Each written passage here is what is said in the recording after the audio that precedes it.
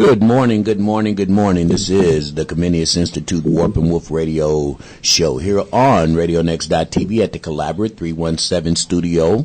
Me and my twin brother, Dr. Mark Eckel, are in here again, man, and just want to let you know if you don't hear all that joy coming through the microphone, back problems are not a joke. How you feeling, bro? Come on, man. We're a little rough around the edges, but the big good news is, Mom, we're coming home. So I'm flying out tomorrow afternoon to Denver to see family. That's going to be a good time. But in the meantime, we got a great show today, HB, with Maddie.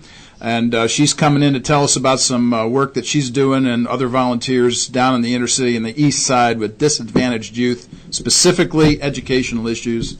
Just right up your alley. Right. Oh, man, what is this, a Christmas gift or something, is, man? This is a gift because education, I believe, and, one of the things that I do know, and it's on my community rule flyer, when you learn how to read, you are absolutely free. If you could, education, that's where my drive and my energy stems from, and what I think that if we teach people how to understand what is written and then transfer it back into thought, we're all good. We were just talking about this before the show. That's right. Reading is the baseline for all of the knowledge acquisition that we need. And our concern, of course, in educational processes is that people learn how to think, that they think for themselves. Obviously, from a Christian vantage point, we're really interested in the content that might be provided from a biblical vantage point. But to help people along that line and to broaden their thinking is really what we're all about. Well, good. This is going to be a great, great show. Who's our guest today, Mark? We have Maddie coming in. Pascasio.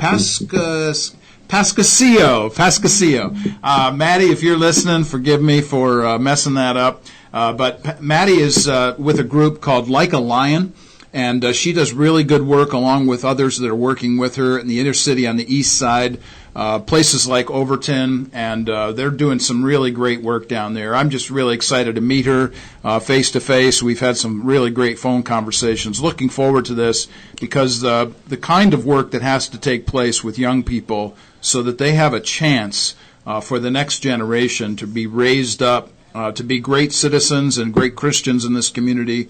This is what's needed, and we're really glad for Maddie and her work. Awesome. Well, this is going to be a great, great show. Please stay tuned. We're going to take our musical break as we always do. Come back, introduce you to Comenius Institute in depth, and then we're going right in on education. It has changed over the years, so you might want to listen in on this. We'll be right back. You're listening to Warp and Woof Radio on the Cool Groove site.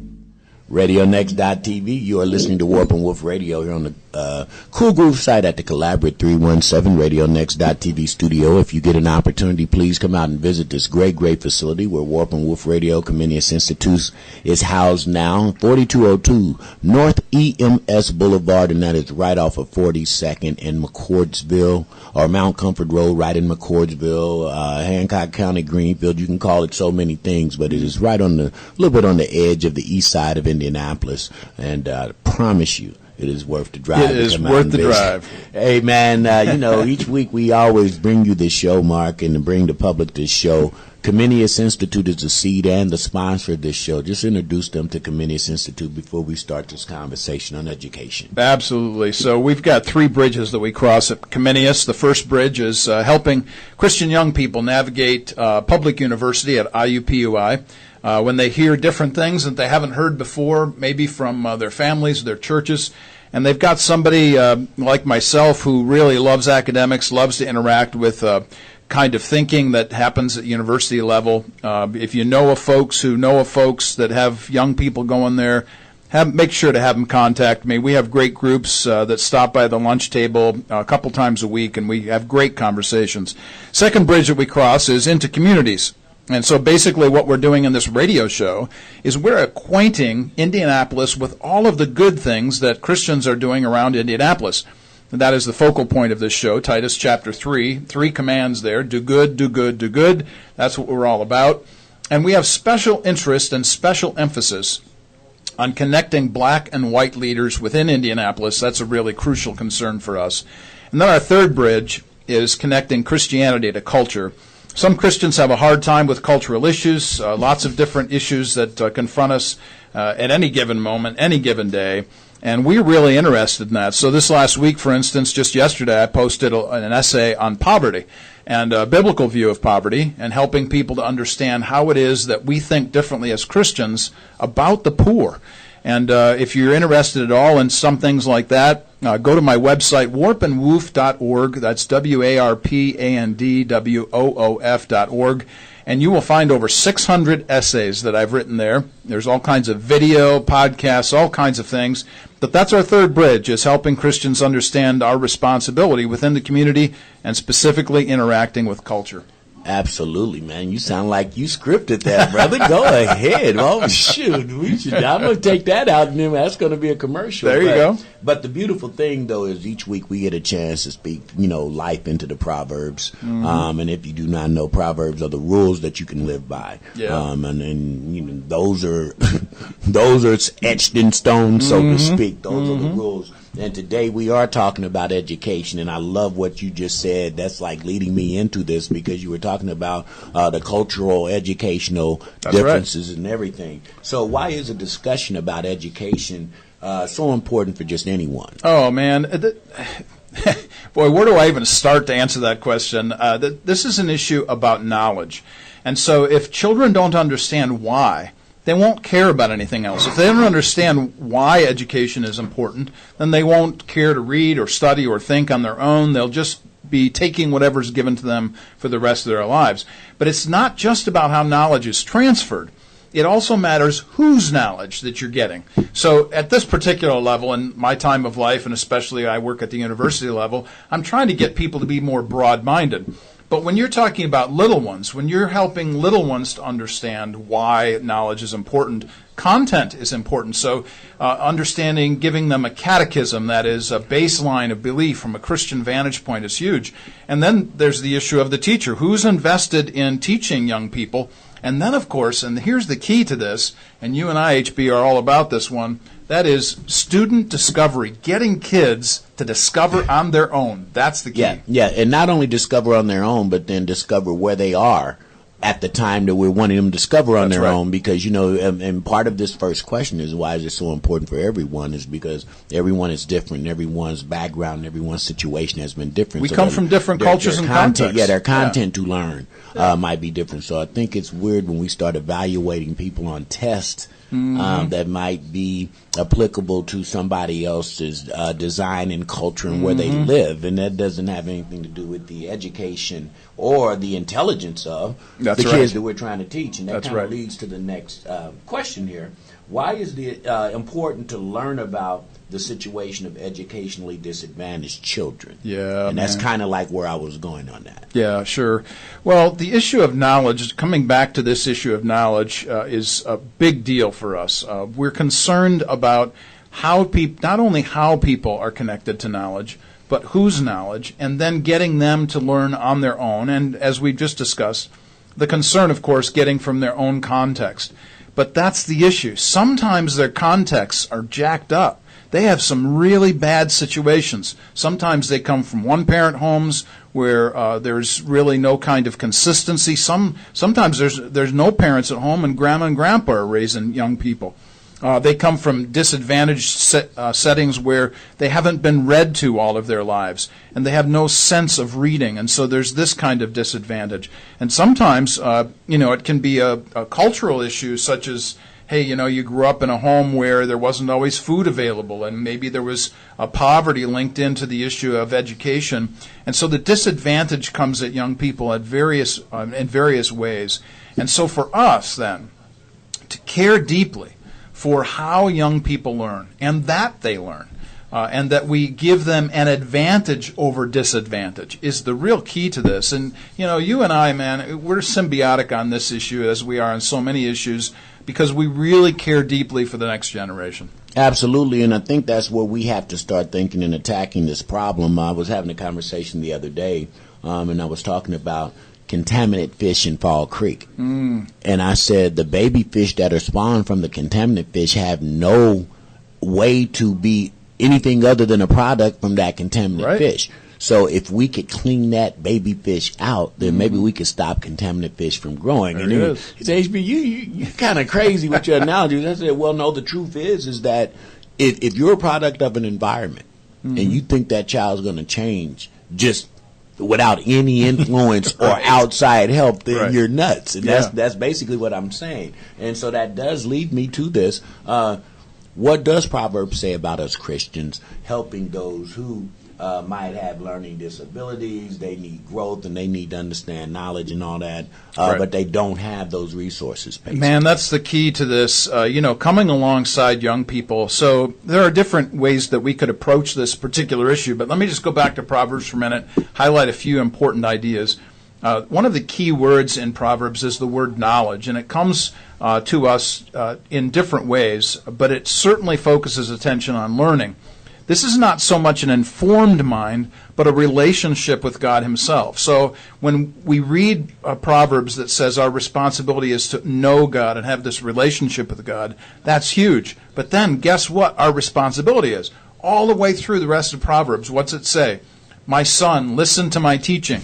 What has to go with the relationship with God? There's got to be a relationship with the teacher. There's got to be a relationship with a human being that cares enough to imbibe this wisdom and set these young people on the course that really they desperately need. And so our focus on knowledge is really one of relationship. And for us, in this particular culture, when we talk about learning, growth, and knowledge, we have to spend time with people. The internet's a great thing. We have all kinds of connections to digital media, all kinds of issues that I think can be really helped, like maps on my phone that get me places. Man, why I love that app, But if I can't spend time with you, sitting across a table with you, or sitting next to you, helping you learn how to spell or to write or to think, then that kind of relationship with knowledge just doesn't flow as easily as it might. So that's why we're asking somebody like Maddie to come in, because Maddie actually does this. She sits with young people, she helps them, she processes with them, she gets others to do the same thing. Unbelievable, man. I'm just sitting there smiling because I think about my little babies over at the YMCA and all these, all these little different kids with their different backgrounds and this energy. And just like you say with Maddie, to sit down and figure out, okay, what makes this little one tick? Mm-hmm. So not only am I teaching, but what I'm teaching can be applied. That's and right. That's the difference between knowledge and wisdom. I can feed them this information, but if I'm not saying here's how you apply what I just taught you, it's worthless. You are listening to the Warp and Woof radio show right here on the Cool Groove site. We will be right back. Great conversation today talking about education, how we should apply it. What is it? We'll be right back. RadioNext.tv. Sometimes I just get caught up in my Indianapolis mode, and that is after 7. And some of this music that I play sometimes, that's my refuge, Dr. Mark. There You're you listening to Warp and Woof Radio, Comenius Institute sponsored show, right here on the Collaborate 317 RadioNext.tv studio. And we're talking about education, help for disadvantaged inner city youth is what we're really talking about today, and that is an area, Mark, that is so near and dear to my heart. Community Rural Nonprofit was built just under that design, understanding that the young people who are incarcerated, the young people who are unemployed, the people a lot of times that we see that are homeless on the streets are a direct result of lack of education. And it is also relative to low income, disenfranchised families. So this is not a mistake. Yeah. This is like, this is systemically, this is happening in our community, and I'm so happy that you took the time. We talk about current events on this show every week, and speaking on just that inner city youth deal and disenfranchised family, what are the barriers to understanding the situation of children in the inner city and some of their plight? Yeah, this is something that is near and dear to our hearts at our house. Robin's a second grade teacher, and so we have these great conversations about young people that she has in her second grade class, and there are some fantastic stories, lots of laughter, doubled over belly laughing about some kid said something, it's just always a hoot and a holler when we talk about those stories. But then there are stories rip your heart out, man. I'm telling you what, this stuff makes you cry because these young people, maybe they can't see properly and they need glasses and they don't have the wherewithal to get glasses. Maybe somebody who comes to school hungry, and so Robin is helping with the hunger issue. Or some other person has, we've got two different parents who are fighting over time about when I'm going to be with that particular mom or dad, or this issue comes up and I left my backpack over there at that house, and how am I going to get my homework? And these seem like really simple things, but I'm telling you what, folks like my wife Robin, she really functions like the President of the United States without the help, because she's got to deal with all of these issues, all these different every single issues, day, every single day with all these little people, and she doesn't have any help. And so when I think about that, I think about these young people. One of the biggest issues, one of the greatest things that can happen is if somebody loves them, somebody cares for them. So when they come out of the poverty issues, or they're invested in a school that has administrative bloat, they have so many administrators and not enough help for the good teachers. Those are the kinds of situations where you have teachers who are desperate to give to these young people who have these desperate needs. And so it really is culture and context. But I'm telling you, HB, I don't care if you're from the inner city or the rural backwoods of Indiana, people are dealing with this stuff all the time. And then all over the place. This is not a race, a color, a gender issue. And if you really look at our economy right now, you used to could be able to isolate it and say this is where that problem lurks, but right now, and like as you mentioned, this is everywhere. That's right. And so we have to be aware of it, and that kind of leads us to the next question. As Christians, and this show is centered and based around Christianity, and so we're talking Christian education today. Why should anyone be anxious to help young people learn? Yeah. Well, let me start by saying this. I teach in a high school setting. I still teach high school. So I teach MA and PhD courses, but I also teach high school students. And one of the things that's really important to me to help people understand life, and this is something I've been saying since the 1980s when I first started teaching, I don't want you to believe anything I teach you. I want you to go be Bereans, like Acts 17:11. The Bereans were more noble than the Thessalonians because they went to seek out what Paul was saying and to see if it was true.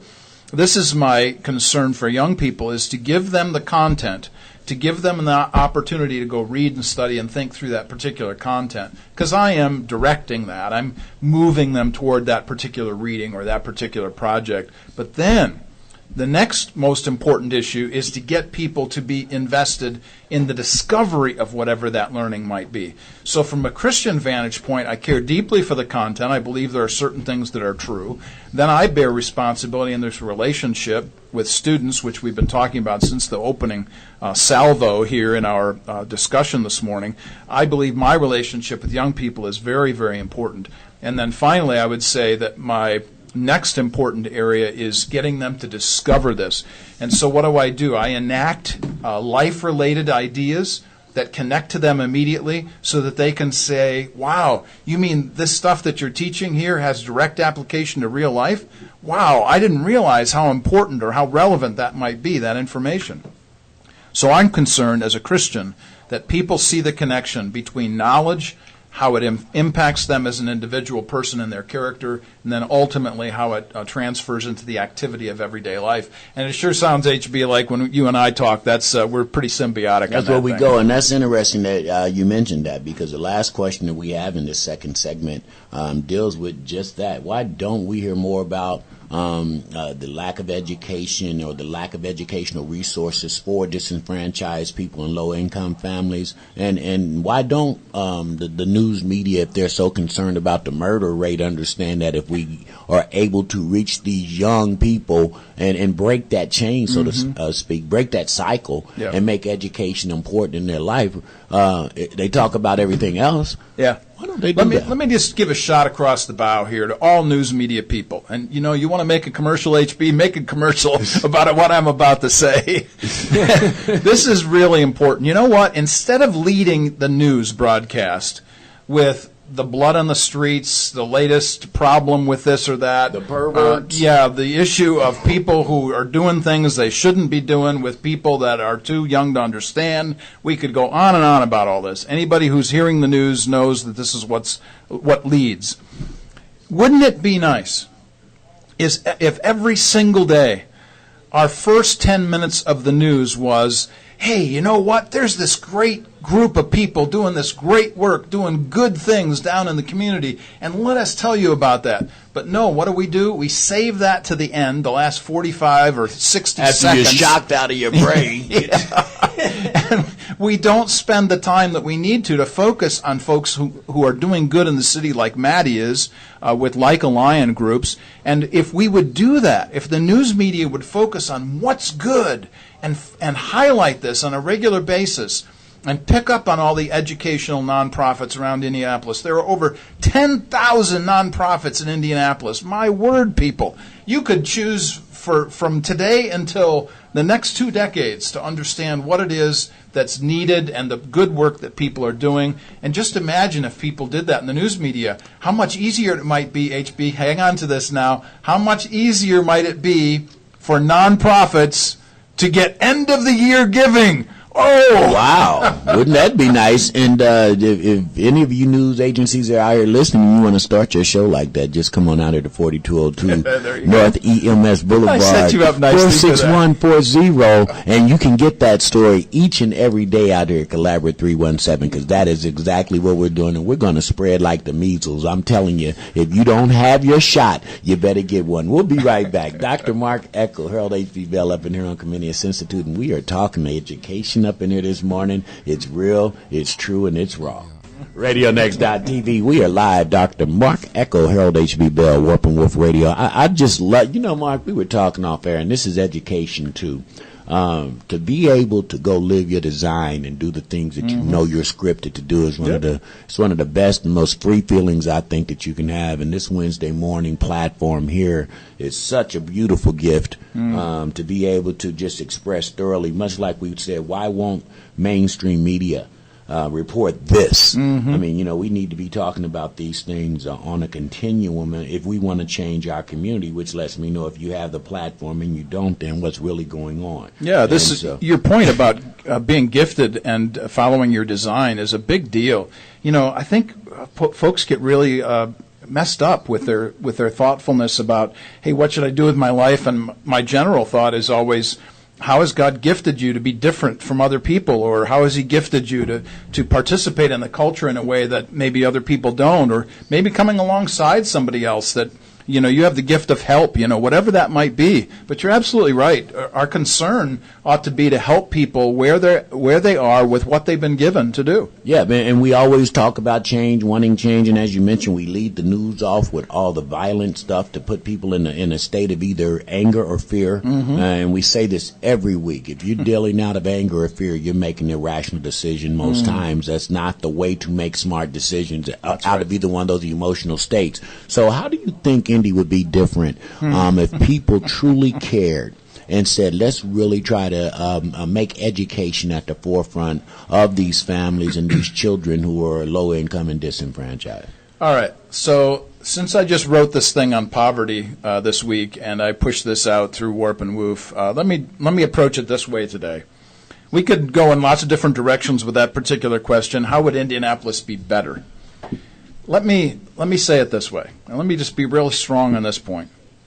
If people who are Christians, who are financially, fiscally settled, you have your retirement, you're in good shape, if financially things are well with you, if you would follow 1 Timothy chapter 6, verses 17 to 19, which give 4 commands to those who are rich. Now, there are those.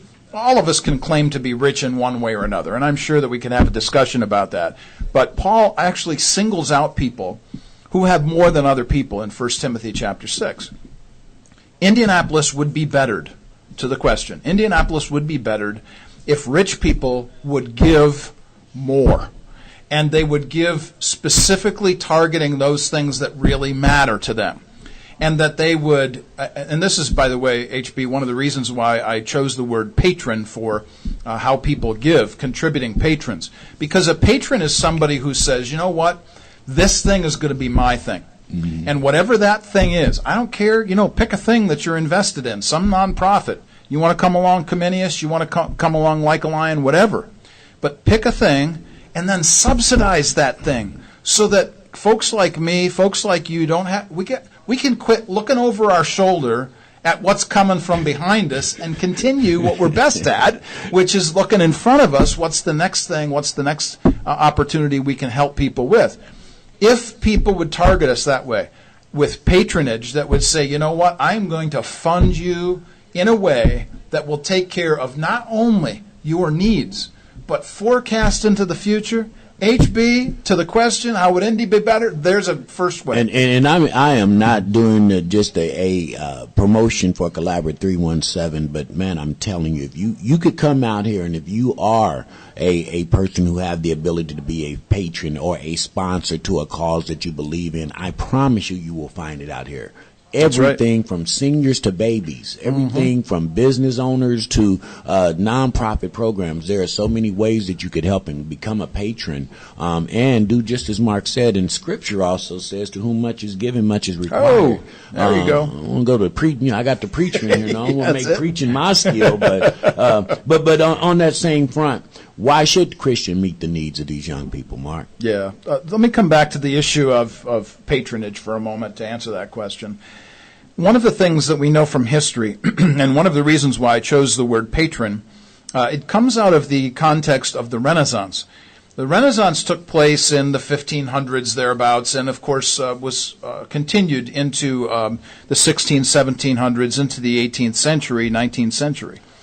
And what the Renaissance did was to say to people, you know what, here are the wealthy business owners, here are the people that have done exporting, importing, here are the people who have created this great farmland that has all of this produce on it, and they're just making money hand over fist. And the folks then who they saw that were creating beautiful things, they would say to a painter, you know what, I love what you're doing. I want to support you full time so that you can continue to do what you do. Or they saw somebody who was a sculptor, somebody who created masonry, that created cathedrals, or pick a topic. What they were doing was they were saying, I see something beautiful. And that thing that's beautiful is doing something good in the community. And those two things, beauty and goodness, then point to truth. And so let me come full circle back to the question then. How do Christians be concerned about these things? How are Christians invested in this?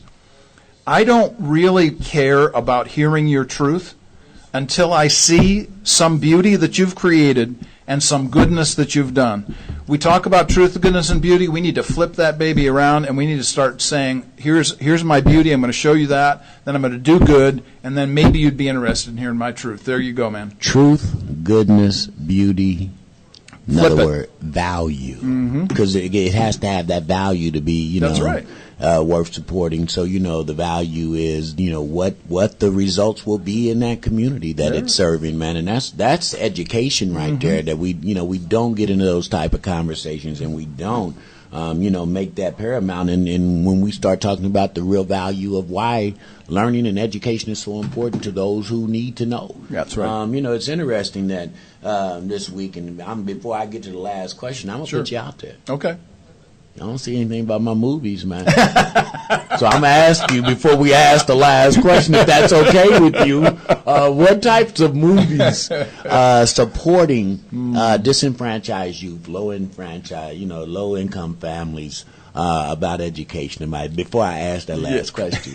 I'm sorry, man. I know you don't like that, but that's really, okay. That's all right. Got to know. Yeah. So actually, one of the when I was thinking about this and thinking through questions and so on, I was thinking, you know what? We talk about movies all the time. I'm going to give that a break, but my brother will not let it go. So let me just make a couple of comments. It's your staple. Yeah, it is. Because truthfully, this is the true thing of education is Mark loves movies. Mark is an educator. What better way can Mark convey education to some people if he, by being inspired by the thing he loves? Yeah. So that's like your painting of how I do my education. There you go. Is that fair? And look at you, man. Look at you. Yeah, absolutely. So I was with a couple of folks here this last week who I spent quite a bit of time with, and they're going to be coming on the show in January, later in January. And one of the things we talked about was how important it is to communicate in a teaching realm with the visuals. So I talked about movies. I talked about my book, When the Lights Go Down. Christian responsibility to review film. And when we talked about these things, we talked about, of course, education. And one of the concerns, of course, that comes through especially documentaries is this idea that we bear responsibility for the education of our young people. So I'll just give you one example of this, and this comes out of the public sector, and that's the documentary done a few years ago called Waiting for Superman. And one of the sadnesses, of course, and here we're talking about disadvantaged youth, one of the sadnesses is that we have these young people who, and their parents, who are desperate to put them into a better setting and situation, where they literally have to go through a lottery to see if they can get into a private setting or a charter setting or something that's going to benefit them beyond the public system, which is failing them in whatever community that it is that we're talking about. And so I would say Waiting for Superman is kind of like one of those stakes in the ground for me when it comes to disadvantaged youth, and I'd say that's where I'd start. Absolutely, and you and I both had the pleasure of being at Access School that changed the city a couple of years ago. A documentary there that was phenomenal. Oh, man.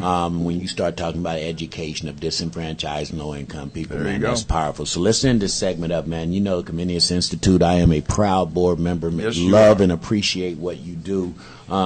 But what kind of things is Comenius doing to expand educational opportunities to this audience that we were talking about today? Right.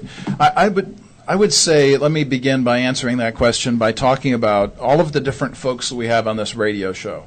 So we have a radio show that comes every single week. We have 2 hours where we invest in Indianapolis, and we invest in Christians who are doing good in Indianapolis. So I would say that's really our platform. And then from that, we push out not only the radio show live, but then we push it out in podcast form. And then we get people to interact with each other. So I get to introduce folks to other folks that are doing good around the city. I mentioned a couple of guys, Chris and Jerry, a couple of pastors here in town that I was with this last week. They will be on the radio show. That's going to expand beyond the radio show into some work that we want to do together in Indianapolis around the topic of education and what we're going to do. So I would say that an awful lot of what Comenius does is what I refer to as triangulation. So we have a commitment to the culture, that is the culture of Indianapolis, and specifically the good things that are happening in culture. Truth, goodness, and beauty, whichever area that might be in. And then we deal with the community. So we're trying to link people all the time, different kinds of communities, different interests, and as I've suggested, black and white leaders getting together is huge for us. But then we're connecting these young people at IUPUI with Christian thinking about whatever it is that they're interested in. So when I sent out the patron letter, let me just mention the patron letter here. If you're at all interested in this, getting the patron letter, which has 3 one-minute videos embedded in it and a whole bunch of pictures that show you what we're doing. If you're interested in that, shoot me a quick email at echo1957@gmail. And I'll send that out to you. But in the patron letter, I had one of our Comenius students come to me and they said, you know what? I heard in my philanthropy school about something called gentrification. And they said, do you know anything about gentrification? And I smiled and I said, we had a whole radio show on gentrification, and it was really good. And she said, oh, will you text me the podcast? So I texted the podcast. A couple hours later, she comes back, oh, that was so cool. Can I meet these people? So now we're getting her together with movers and shakers around Indianapolis. So when you ask me about what educational opportunities Comenius provides, we're doing a triangulation between students who really care about their studies, the cultural issues of our day, and then, of course, connecting us with ourselves to other communities so that we see this collaborative emphasis that is literally webbing itself throughout Indianapolis, helping good Christian folk encourage other good Christian folk who are doing good things around Indianapolis. HB, thank you for asking that question today. Absolutely fabulous, man. This is Warp and Woof Radio, and we are talking education, and specifically education of disenfranchised and inner city youth. Matty Pescasio, Like a Lion, is going to be coming up after the break. We advise you to tune in and listen. Mm-hmm. The only way to make change is to make change. Yep. You know, I mean, seriously, we can talk about it, but you have to get out and help make change. Loving this today. Dr. Mark Echo, Harold H.B. Bell. We will be right back on the Comenius Institute Warp and Woof Radio Show. And we are back, Warp and Woof Radio on RadioNext.tv at the Cool Groove site. You hear us every Wednesday from 10 until noon, and we are interested in bringing in folks who are believers in Jesus, who are doing good around the community. Titus chapter 3, do good, do good, do good. And they are doing something that in the community that is beneficial to others. This is our focal point. So today we have the wonderful opportunity to bring in a nonprofit that needs to be heard about more and more, and that's the nonprofit Like a Lion. And Maddie is here along with us. And Maddie, would you please pronounce your name for us, please? Yes, my name is Maddie Piscasio. Piscasio, thank you very much. So we're not going to slaughter that name any longer. Thank you, very good. It's very good. So Maddie Piscasio is here today, and she is the founder and director of Like a Lion. Is that right? Yes, that is correct. Excellent. So what we'd like to do is just hear a little bit more about you, your person, your life, folks that you're invested in, your family, and your work around Indianapolis. Yes, so I am one of the founders of Like a Lion. I started the program when I was 18 years old, and then I went to IUPUI and studied nonprofit management there. I just got married 6 months ago. So congratulations. Yes, thank you. My husband, Ken, he's a software developer, and he's working at a coding boot camp in Fishers as an instructor there. Excellent. Yeah, and the rest of my family lives up north in Carmel. But yeah, I spend most of my time working at Like a Lion. We work with at-risk youth on the east side of Indianapolis, kindergarten to sixth graders mainly. So tell us, what are some of the communities on the east side that you're working with? Yeah, so we are located in the Otterbein neighborhood, but we work with students in Brookside, Brightwood, and then some that are on a little bit further east. Okay. All right. So when you say that you're working with students, are you working with students bringing them to a certain location, or are you going to IPS schools? How does that work? Yeah, so the students that we're working with get dropped off at our building. We're located at Otterbein United Methodist Church on 21st and Emerson, and the students will come to our building. We have after-school program and a summer camp. So from 4 to 6:30, Monday through Thursday, we have the kids after school, and then we have them all day during the summer from 10 to 4:30. Wow. There's so many questions that just kind of come to my mind about all of that, but let's begin with baseline stuff. Tell us about your website. Tell us where to go to find you on the web so that people can make that connection. Yeah, so our website is likealion.org, and we are on Facebook, Instagram, kind of on Twitter. We don't keep up with that as much. Okay, all right. Yeah, I was looking for you on Twitter. I couldn't find you there. Yeah. So, but you are on Instagram, so Yes. that's good to know. Okay, well, we'll make that connection later on as well. And one of the things that kind of stands out to me when you say that you're invested on the east side is that you have a location that you're at. Mention the place again for us, and where it is, and what are the folks there? What are their interests in having Like a Lion at their place? Yeah, so we are located at Otterbein United Methodist Church, and it's on the corner of 21st and Emerson. The congregation there is a little bit older. The pastor is 65, and he always says, I'm the younger generation of the church. So it's an older congregation, and they've been around forever. The neighborhood was named after them, after their church. And yeah, it used to be kind of a middle-class neighborhood, completely white, and then the neighborhood turned, and the church just never really kept up with it. And then they brought in a new pastor about 5 years ago, and I think he realized this church doesn't represent the neighborhood, and we are not very invested in the community around us. And so we, as Like a Lion, we had our program, and we were looking for a building, so we just went knocking on doors and happened to knock on their door at the right moment, and God really orchestrated a lot of good things for us. And so now we are running out of their building. They have been phenomenal to us, so generous, such a sweet congregation, and so supportive of Like a Lion. You know, one of the things I find, we were talking about this, HB and I, in the first hour a little bit, about the culture and context of any community. And every community has a culture and it has a context. And when people realize that they haven't really kept up with whatever the culture or the context is, and they're kind of behind the times, as it were, in that sense of things, to have a congregation like this one step up and say, hey, you know what? We realize that we have some catching up to do, and we're going to make this place available. How important would you say it is for churches to to invest, literally to invest their place in nonprofits like a Lion. So many church buildings tend to be empty during the week. Yeah. How is it that folks could do a better job of that just in churches around town, do you think?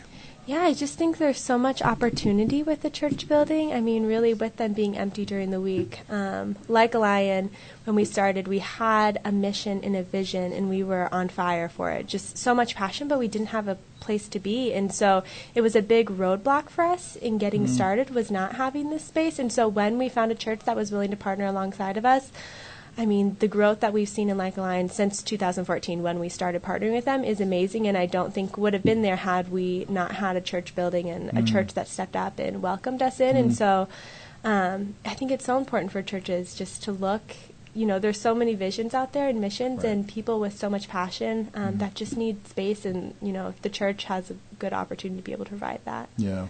Just looking around at your place and at your space is an important idea here, I think, for everybody to recognize and to realize, we can do more with what we already have. And that's really neat to hear about this congregation. So thanks for filling us in on that. When you talked about young people being dropped off at the building, are these folks that are having bus runs from IPS, or are these parents, or how does that work? Who's bringing them to your place? Yeah, so we used to do pickups. When we first started, the group of kids that we had didn't have transportation, and so we did pickups, and we didn't have a van or a bus, so it was super challenging for us. And then as some of the kids aged out of our program and we got new kids, they all were able to either provide transportation or lived in walking distance. So, I mean, literally walk across the street to come to our building. We have a lot of kids in our neighborhood. Good. And so, once it was a lot easier for us to have the parents drop them off. And with the group that we have now, it's a possibility for them. Good. So we're excited about that. It makes me think, how many more of Like a Lion spaces could you have around Indianapolis if you had more churches that would do what this one is doing? Yes, we always talk about, we are a really small program. So we have 16 kids in our program right now. We want to cap it at about 25 kids. And we're intentional with our smallness. We want to know our kids. I can tell you at the end of every single day how their school days went. If they had a good day, a bad day, what friends they played with at recess, what specials they had. And when you get so big, you just lose that family vibe, and you lose that close connection. And so we would love to have just a series of satellite locations that are doing what Like a Lion is doing in this neighborhood and other neighborhoods or other communities. One of the things that I know is true, this is something that I've been doing for 35 years. I started teaching in junior and senior high school. I'm married to a second grade teacher. So, together we've spent over 60 years of our lives educating young people. One of the nicest things that I hear you just said is that I know them personally. So I have a personal relationship with these young people. And HB and I, again, in the first hour, we were talking about this. What is knowledge? Part of the issue in Scripture, especially out of Proverbs, is this concept that education is based on relationship. So our relationship between ourselves and God, and our relationship with others, getting to know folks and hearing their stories, and then for little people, for the folks that you're serving, how important is that, for them, that they actually know when they go to your place, Maddie cares about me. Yeah. Do you get any feedback on that, either from them or from parents or from others around the community? It's a very clear family vibe that we have, and so the parents have been really grateful and thankful to us.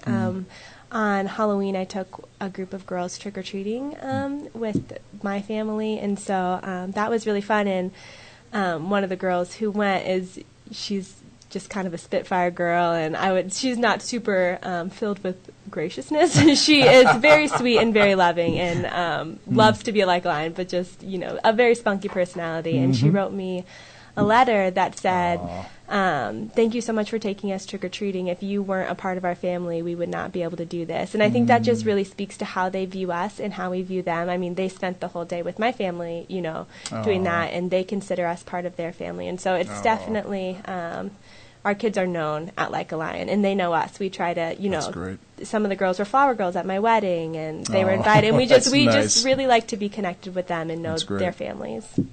Well, I'll tell you what, if you hear my voice breaking later on in the program, you'll understand that, stuff like this really gets to me emotionally. To know that there are folks like Maddie and her volunteer group in a place like the east side of Indianapolis that are doing good.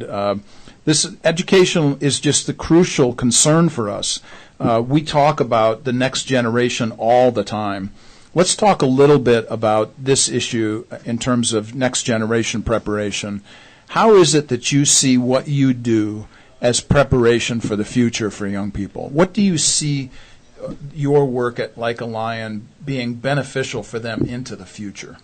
Yeah, so our goal and our vision of Like a Lion is to create Indigenous leaders out of our students. And so we want, we're not there to change the entire community. We have our small impact on the kids that we can, but they are living in the community. They have grown up in it. They understand what their neighborhoods are like. And so we think that if we can empower them to have the knowledge and the resources to appreciate their community and to value their community, they will be able to come back and really be the movers and shakers that are going to change the communities that they live in. That's a great vision. And just for the sake of everybody listening, if they don't know what the word Indigenous means, tell us what you mean by Indigenous leaders. Yeah, so just leaders that are a part of a community. So I grew up in the suburbs. I'm, white, working in a predominantly African-American community. And so not to say that there's discredit for what I'm doing and that I don't have power in it, but our students just have such a great power to be able to know the people that they are living around and just have the reach that they have in their neighborhoods. And if we can see or get them to value their community and love and see Indy as not just a place that they live, but as a place that they can call home and be able to invest back in it, we think that they can really have the power to change. Yeah. This issue of Euro-American and African-American groups working together is huge for us, and we're constantly concerned about making that connection and linkage for folks. So one of the things that's true about this program, as well as just generally around Indianapolis, is that there's a tremendous emphasis on the educational issue. And you mentioned something about broadening Like a Lion into other sites. Have you connected with other nonprofits that are doing things like you do? And if so, what has been the kind of connection that you've had with folks around Indianapolis? Yeah, so there are a couple nonprofits that I like. I love small nonprofits. There's so many. There's a lot of cool big nonprofits in Indy that are just having tremendous impact. But recently, I met with a girl who started New Star, which is a really small after-school program that started out of Redeemer Presbyterian, and it's just so cool to be able to talk to people who have started from the bottom and are just building their way up, because that's what Like a Lion is still doing. And so just being able to connect with leadership from organizations like that help us to be able to just bounce ideas off of each other and grow in ways that we wouldn't have been able to otherwise. Well, you're sitting next to a brand new nonprofit. We've only been around for 2 years, so add us to the mix. Yes, HB nonprofits are the best. There you go. HB is on our board, and we've been in existence here for a couple of years. And, of course, HB and I both are committed to the issue of education, and we're always interested in getting to know others that are interested in those things as well. We're going to be taking a break here, and we'll be back after a song or two, and we want to continue this conversation with Maddie as we discuss further about what Like a Lion does and the impact that this kind of nonprofit can have in Indianapolis and perhaps in other communities if you're listening from other places. You're listening to Warp and Woof Radio on Radio Next at the Cool Groove site. We'll be right back. And we are back. You're listening to Warp and Woof Radio at Radio Next on the Cool Groove site. We come to you every Wednesday morning from 10 until noon. And we basically take this platform and introduce you to folks around Indianapolis who are doing good, Christians from a Christian vantage point that are actually practicing the commands of Titus chapter 3 to do good, do good, do good. And we are in the studio today with Maddie from Like a Lion. And Maddie, we were talking off air about the interesting opportunity you had. You were just telling me about this. While you were at IUPUI doing your degree on nonprofit, you were literally building a nonprofit. Mm-hmm. Talk a little bit about that experience and why that was so beneficial for you. Yeah, so I started Like a Lion the year I graduated high school. I was not by myself. I had a wonderful group that I started it with, and I went to IU for a semester actually, and then the plan was to start Like a Lion, do Like a Lion during the summer, and have our summer camp. And then when I graduated from IU, we would start our after-school program. And I was at IU for a semester, and I just realized my heart was in Indy, and I could not wait to start Like a Lion. And so we started working to make Like a Lion a nonprofit, and I just had no knowledge of what that even meant. But then I started a degree in nonprofit management at IUPUI, and so as I was building this nonprofit, I was learning about how to do that. And so in my classes, they talk about, well, when you get a job, this is what you'll be facing. But I already had that job, and so I was able to take what I was learning, on a day-to-day basis and actually apply it to Like a Lion, which was incredibly helpful in building up the nonprofit from the bottom. That's an incredible opportunity. I don't know that I've heard too many stories like yours, where you have literally you're doing a degree in the thing that you're building at the same time. Yeah, it was so helpful, and so many great professors that came alongside of me that had so much knowledge of the field and were able to guide me in those beginning years. Yeah. Well, kudos to professors at IUPUI. I know that that particular institution is especially noted for their teaching profs. And quite frankly, there are an awful lot of research universities around the United States. Really, we just need more and more places like IUPUI who have really good teaching profs, not only who have been there and done that, but keep doing it. That's really important and good. Yeah.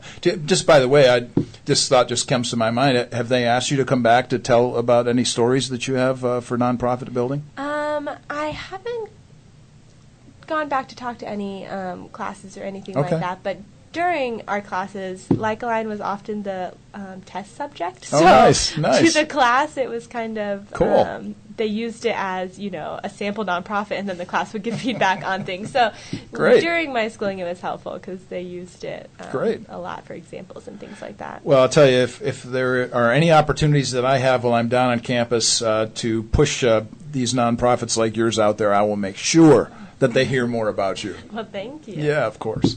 So one of the things you just talked about in reference to the nonprofit was how you build your programming. You talked about summer camp, you talked about after-school programs, and I think you have something else going on as well. Would you unpack those for us? So take each one at a time. Tell us timing during the day or during the year that these events happen, and then kind of tell us about what your approach might be at any given moment, let's say for an hour or an afternoon or whatever the day might be in a summer program camp. Mm-hmm. So I'll start with our after-school program. We follow the IPS school schedule, so whenever IPS is in school, we will have after-school program, and the kids get there at 4:30 or at 4, and then they stay till 6:30. And so we have them for a good chunk of their after-school time. During that time, we do homework time and tutoring. So the kids we do teacher meetings throughout the year, and so we meet with the teachers and figure out what the students need to be working on, what they're struggling with, and what their homework is daily. And so we make sure that the students not only get their homework done, but then if they have extra time, they work on different enrichment activities that are specific to them. After homework time, they get a meal, so we have a hot meal served to them, which is really important. Just some of our kids, if they didn't receive meal at program, that's their dinner, so they wouldn't receive dinner at home. And so mealtime is really special to us because then we also get to spend time talking with the kids and spending time together. After dinner, we switch off every day. We either do Bible study or worship. So Bible study, they're broken up into different age groups, and they have age-appropriate Bible studies that are taught to them. And then for worship, we have different dance songs that we do. The kids all, we have motions to the songs, then we have some sit-down songs and things like that we work on. And then after we do Bible study and worship, we will have free time where they can we have a gym that they can play in. We have craft opportunities for them. On Wednesdays, we're working on doing STEM projects on Wednesdays. So it's just a time for them to kind of choose their activity at the end of the day. Some enjoyment time after they've, been working hard on homework and school all day. Okay, now I have to interrupt here because I'm hearing all this stuff and my head's bobbing like a bobblehead doll over here. I'm thinking about how important it is to feed young people, how important it is to have these opportunities for interpersonal relationship and so on. But let me just ask this to make sure that everybody else knows this. This is a free service. Yes, it is free to our students. Okay, so let me just say that again. Young people, for 2.5 hours after every school day, not only are they getting a break from school, because really, quite frankly, it is a nice break from school. It's really something very special to go and have very designated, very personal, very professional help that comes alongside them. But they get to go play. They get to sing and dance. You got to meet my wife. She just loves kinesthetic movement in 2nd grade. So you guys need to get together. Yes, send her our way. Oh, yeah, okay. She loves chants and making stuff up. Anyway. So it's really kind of cool to hear this, though. And let me ask this question because I think this is going to be an important issue. If everything is free to the students, okay, who's paying? Yes, funding, the big question always.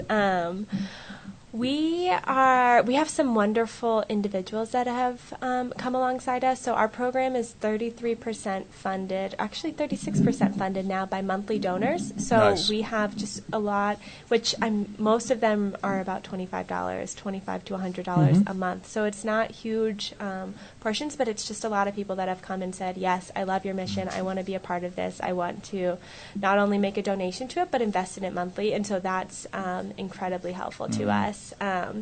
We have some businesses that have come alongside us as corporate sponsors, some churches, some grants that we've received and things like that. Funding is always a struggle for us. We haven't quite figured out exactly what a perfect fundraising strategy looks like, but God has been so good to us every single year and help us make it work. We're pretty low cost as far as our budget goes, so even if a student were to pay for the entire summer, it would be about $500 to have them come through our summer program. So that's what like a summer sponsorship would be, is $500, which if you break it up and compare it to other programs where the students have to pay, their families would be paying a lot more. So we try to keep our costs low and be responsible with the resources that we have. Sure, yeah. Well, certainly, I'm going to stand in behind the line with you guys because funding is always an issue, Yes. and when you said we're still trying to figure that out, well, let me raise my hand too on that. Thank you very much. The issue of funding, though, really kind of leads us into the next question because you just mentioned something about summer programming, and you mentioned that you do this for $500 in the summertime. Well, unpack that for us. Help us to understand how often does that take place in the summertime? How many weeks? What times during the day? All that kind of stuff. How are you serving young people in the summer? Yeah, so I just want to clarify. It's $500 per child that we do in the summer, but what our summer program looks like is we have them all day long, so Monday through Thursday again. So we don't have program on Fridays. We found that kids aren't as interested in hanging out with us on Fridays, but Monday through Thursday from 10 to 4:30, and our entire morning is spent in academic time. So we do math class, reading class, and then social emotional learning, which is technically not an academic class, but we value it enough that we think that our students need to be have it on the same level as their math and reading classes. So our whole morning is academic time, and then we have breakfast and lunch that we provide to them during the summer, and then after lunch we have a craft project, a STEM project, then they'll have club time, which is different clubs. We have coding club, cooking club, dance club, just a spy club we had last year, just a bunch of different activities to kind of give them a well-rounded view of opportunities. And then after club time they have worship and Bible study. And then the end of the day, we have free time where they can, again, choose kind of what they're doing. We can go outside, things like that. And then every Thursday, we go on a field trip. So we take them to different places around the community. They have to earn their field trip with good behavior. So when we talk to our parents, they know that our program is Monday through Wednesday, and then Thursdays are behavior-based, just so that they can be clear of their expectations for childcare and things like that. But it's been a huge incentive to our kids. And behavioral problems are something that a lot of our kids struggle with in school. they struggle with getting suspended and things like that. And at Like a Lion, we really try to build their character and make sure that that's not a huge issue at our program. And so having this incentive has been very beneficial to us. But Man, I want to come to the summer program. I want to be in Spy Club, frankly. That sounds so cool. It was pretty fun. We had a Oh, my laser maze that they had to go through. Oh, my word. Shoot. I just think about being a kid again when you start talking about those clubs. That sounds like so much fun. When you talked about the issue of being with them from 10 until 4:30, how many months out of the summer is this, or is this just really every week during the summertime?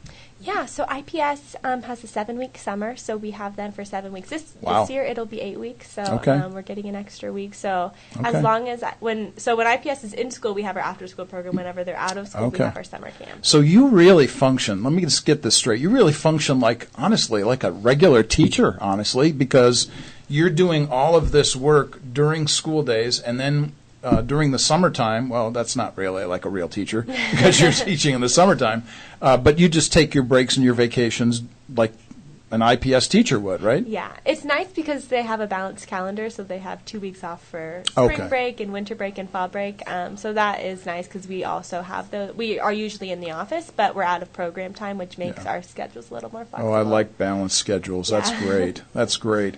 And your summer program just sounds exceptional. So you've got the after-school program, and then you've got the summer program. Yes. Are there other special interest connections that you make during the year with other groups, or are there any other programming ideas that we need to know about?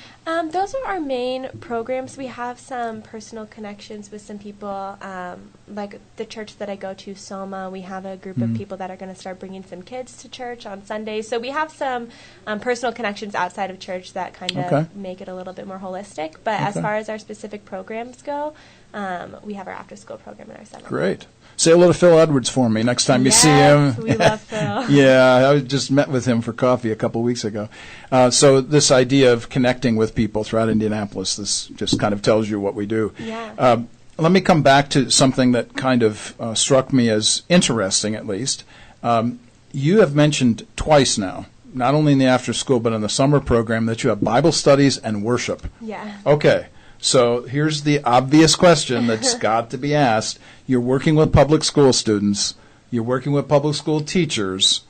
You're working with parents who may or may not be believers. Yeah. How does all that go over? You know what? We have not had very much pushback from it. We've That's had great. a lot of positive response. So I would say that the neighborhood that we serve is really culturally Christian. The knowledge of Jesus. The knowledge of Jesus. The knowledge of Jesus. The knowledge of Jesus. The knowledge of Jesus. The knowledge of Jesus. And the importance of church is not foreign to them. They believe that. But I would say a relationship with Christ is not necessarily there. So there's not a lot of pushback from church that we've received. I would say at their homes, I think the kids don't necessarily have a life immersed with like understanding what a Savior means. But the parents don't really push back on us as far as being a Christian organization, which is really been good for us. It's just opened a bunch of doors. Well, if you're Christians, then you're not embarrassed by that at all. No. You're doing this because Christ has given Himself for us, and we share that grace with other people. How about with IPS? Anything there with the public school system? We're not running out of the public school system, so that is, I think, maybe helpful for us as far as not getting pushback. But we do meet with the teachers, and I think that the teachers have been so nice to us and so gracious, and they see the impact on their students. And so, we have a teacher who I don't believe is a Christian, but knows that we're a Christian ministry. We're really intentional with a boy in her class, and then every single time I'm in her classroom, she makes announcements to the whole class, like, you need to go to Like a Lion. I want you guys, have your parents call me, and I'll try to get you enrolled. And so we had 2 more students from his class join us this year. And so it's cool because the teachers really appreciate what we're doing, and they know that we're a Christian organization. I think whether they are Christians themselves or not, I think they really see the benefit that their students are getting from Like a Lion, and they wouldn't want to take that away from them. So you show up at the school too? Yeah, we spend a lot of time at the school. Really? Yeah. Really? Well, tell us about. I didn't get that anyplace. So tell me about that. How do you spend time at the public system? Well, we spend time there. It's mostly teacher meetings, so Okay. we'll meet with the Okay. teachers, and we will kind of gauge how the students are doing, and then it just depends on the kid. Like, there's some kids that we have a kindergartner who won't bring his homework ever, so every Monday we go pick up his homework, and in that we kind of, you're interacting with their class, you're interacting with their students. We've had some students, not this year, but in previous time, who really had some trouble with disrupting the class and having behavioral issues during class, and they could never get a hold of their parents, so they would just call us, and we'd talk the student down, and we just had a close relationship with that teacher. And so they give us updates if the kids are doing well, if they've had a good day. They know the students love when we're like, oh, your teacher said they were really proud that you did this, and the kids are lighting up because they love that praise. And so it just depends on the teacher and the school, but we try to be as connected as possible with them. It's so much better for the kids. Whenever we have a relationship with the teacher, we understand them in such a different way because they spend so much time at school, and I mean their teachers are with them, way more than we are. And sure. Well, you're functioning, quite frankly, almost as an IEP. That's an individual education program. For those of you not sure about the acrostic there, an individual educational program or process is something where students are connected to an outside group or an outside individual that's helping them. But my word, you're in the classroom. You got teachers coming to you. Man alive. It's why we keep our program small, so we can be doing that, and we can be intentional with our students. Yeah, well, I was actually going to go there next. The issue of the smallness of this. So talk about, obviously there's so many young people that have so many needs. I'm sure you see it all the time. Do you have to go through a process of acceptance and rejection? I mean, are there people that you have to turn away? In the beginning, we did. It just depends on the summer and the time. I would say 2 years ago, we had a waiting list that was like 15 kids, and it was just a really big waiting list. Right now, we're kind of in a lull where we are needing to do some more outreach to get more kids, but it just kind of ebbs and flows depending on, I guess, the needs of the neighborhood. Yeah. Okay. I'm sure the needs are always there, but also people's knowledge of us is really important, so the more people know about us, the better. You're listening to Maddie Pascasio from Like a Lion. We want to make sure that everybody hears about this great organization in Indianapolis again, because what the kind of thing that you're hearing about what Maddie and her group is doing is, quite frankly, pretty amazing stuff. Amazing in the sense that they are really targeting and focused on individual students and helping them because they are disadvantaged in lots of different ways, and helping them from a Christian vantage point as well. This is just an amazing program. So let me come back to something you said, I don't know, a few comments ago that I wanted to make sure to hit again. You said something about your after-school program where you talked about training them in sociological and emotional education. Yes. Okay, so you need to unpack that for everybody. Go ahead. Yes, in our summer camp, actually, Oh, we okay. have 40 minutes of social emotional learning every day.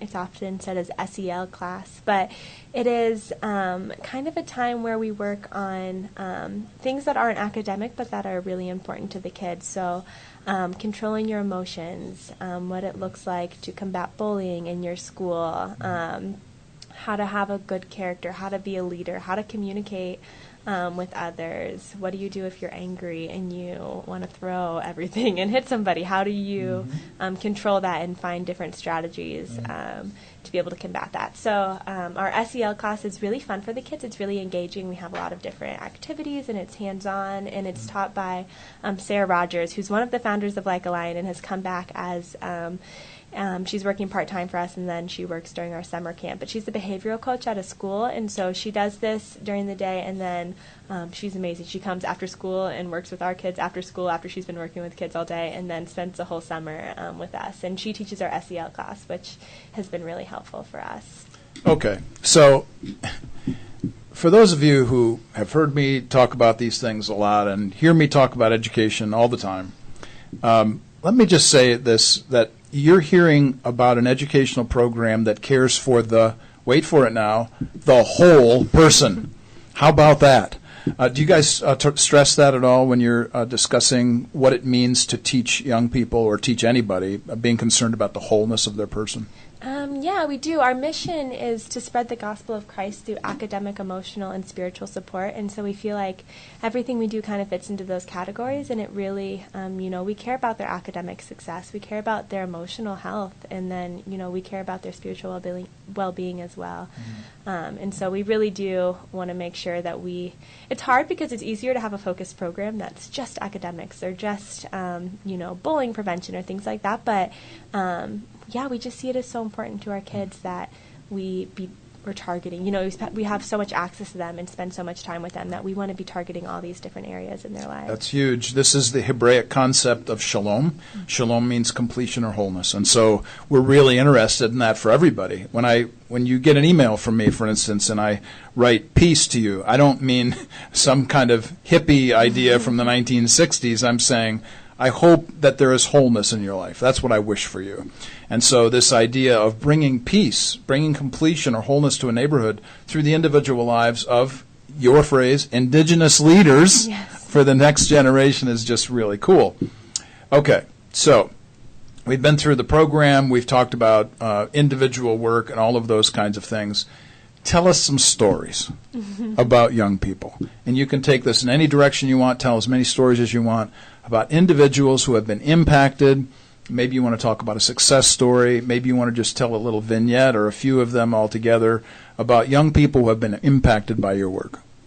Yeah, so there are so many stories, and we have just a great group of kids right now. I mean, I want to hang out with them. Like, they're so wonderful to spend time with. But we had a boy who joined our program last year. He's been in our program for about a year, and him and his brother joined, and when they live right down the street, so they walk to program every day. They don't have a car, and his grandma, when we met him, was just like, "This is my answered prayer." Like, their dad kind of abandoned them. Their mom lost custody of them, so she now is their caretaker and doing an amazing job. But just, she's getting older and her health isn't well, and she's struggling for sure. And she's like, I don't want my boys to be on the street. I don't want them to be standing on the corner. And I look at their lives and I just see so much potential. And she's struggling to give them the resources that they need. And so they came to Like a Lion. This little boy came full force with something to prove. He definitely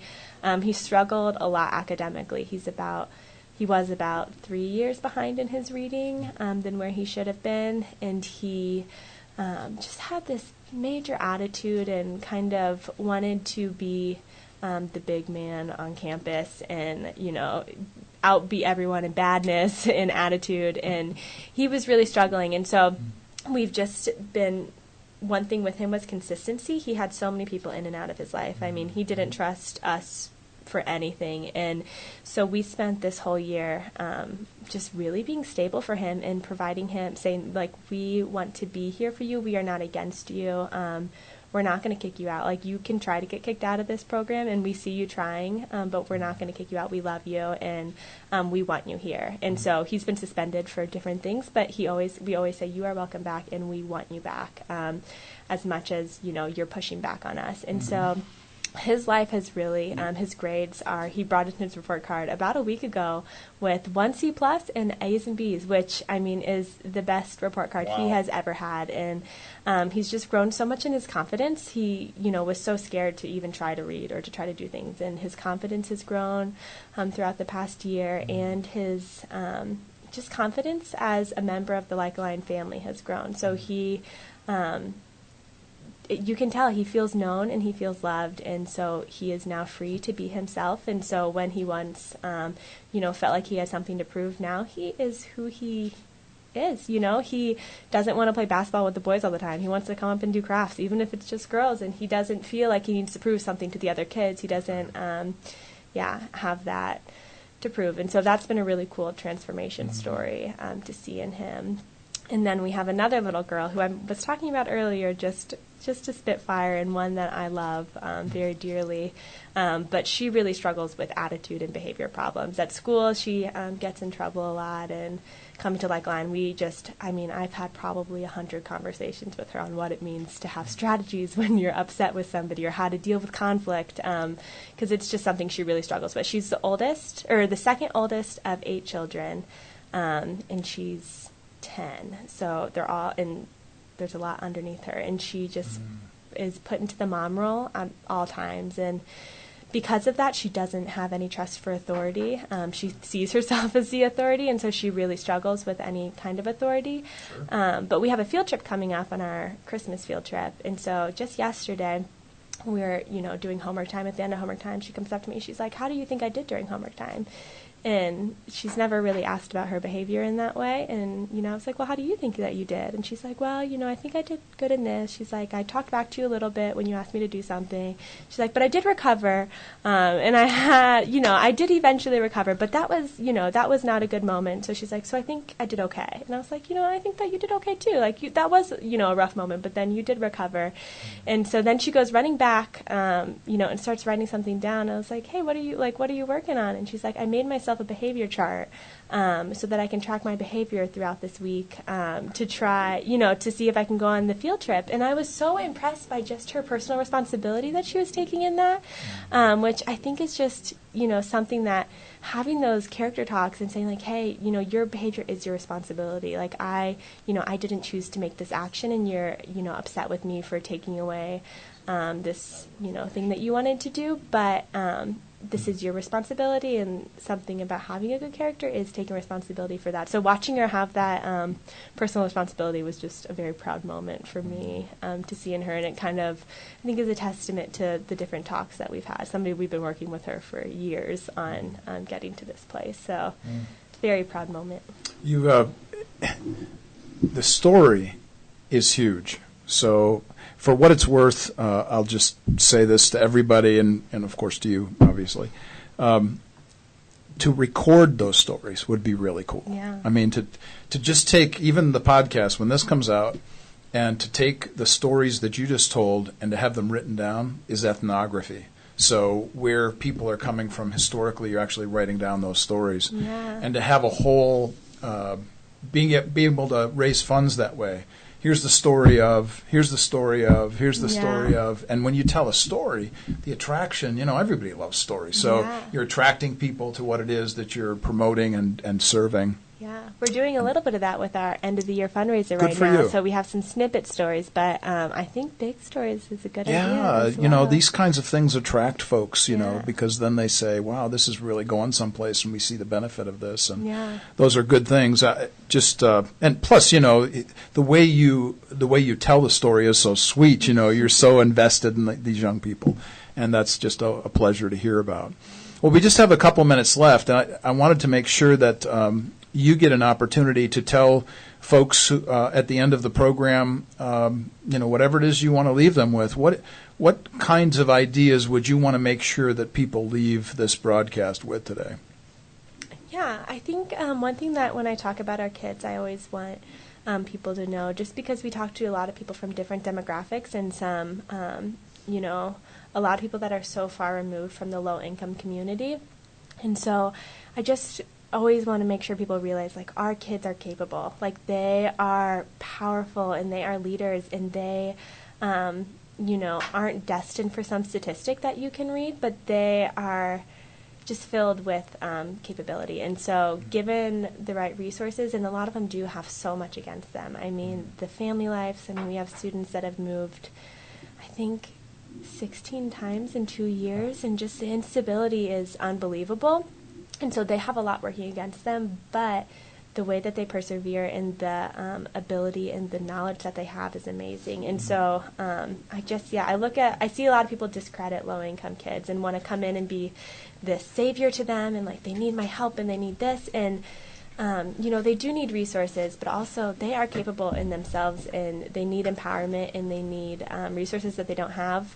But they're powerful, and so I like to make sure that people realize that we don't think we are here to save them from, they need us so much, but no, they can do it, and we're proud to walk alongside them. And your commitment to the indigenous idea. I mean, this is a huge issue. And the fact that you're committed to the context and culture through the socio-economic as well as the emotive responsibilities of these young people are just fantastic. Because we're Christians, we believe that all people are made in God's image and therefore have worth, value, and dignity. And so we never displace anybody, and we never set anybody aside. And so it's just a wonderful thing to hear about your wonderful organization again today. Yeah, thank you for coming in and for spending some time with us. You've been listening to Maddie Piscasio and Like a Lion, and we've been hearing some great stuff about another great nonprofit organization that's doing good around Indianapolis. You've been listening to Warp and Woof Radio on RadioNext.tv at the Cool Groove site, and we will be back next week when you will be hearing from Dr. G, who he and I are going to be discussing the issue of entrepreneurial education, about literally changing the system, making it something totally different than what it is, and the necessity of that, and maybe even just coming up with our own academy. In fact, we just came up with a name this last week. I'll save it till next week. It's been great to have you along with us. If you're listening to the podcast, tell others about us. We're grateful to have this opportunity. HB and I will be back next week. Until then, blessings.